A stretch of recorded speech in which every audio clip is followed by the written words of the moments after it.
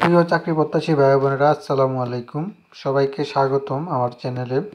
আরেকটি নতুন এনজিওর নতুন নিয়োগ বিজ্ঞপ্তি নিয়ে হাজির হলাম। আপনারা দেখতে পাচ্ছেন এনজিও হচ্ছে গিয়া উদ্দীপন এনজিওতে ফার্স্ট প্রোগ্রাম অফিসার অ্যাকাউন্টসে তারা কিন্তু সিলেট জুনে নতুন নিয়োগ বিজ্ঞপ্তি প্রকাশ করছে। আজকে কিন্তু 3টা ভিডিও দিলাম, 3টা নিয়োগ বিজ্ঞপ্তি প্রকাশ করছে। একটা হচ্ছে কি আপনার সিলেট জোন, একটা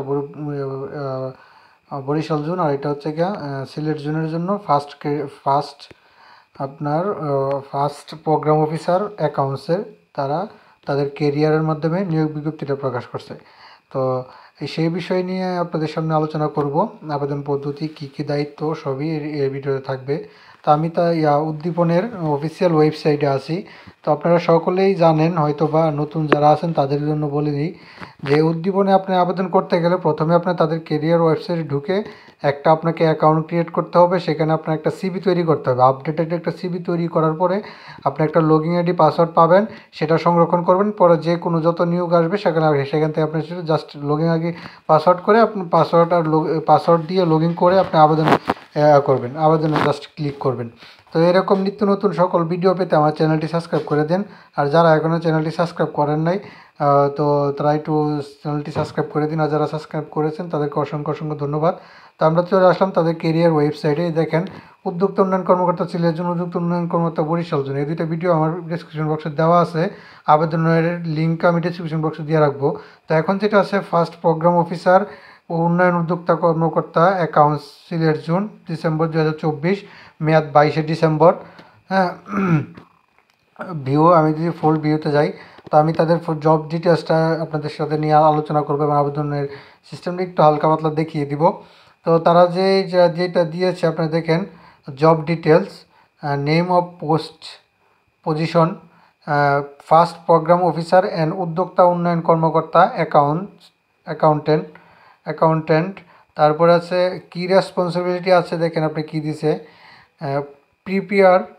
prepare bill voucher, invoice and others daily basis, maintain and update book of accounts regular basis, তারপর আছে prepare of monthly, quarterly, half yearly and yearly accounts, তারপরে maintain paper banking transaction and prepare monthly reconnection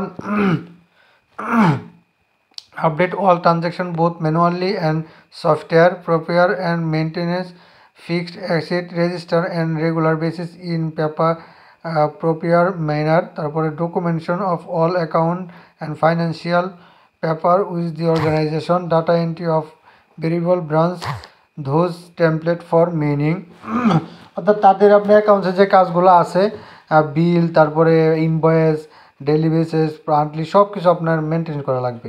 তো এখানে যেটা আছে job description এবং job responsibility একই। তো এটার জন্য আমি ওটার পড়লাম না, ওটা আপনার পড়ে নেবেন।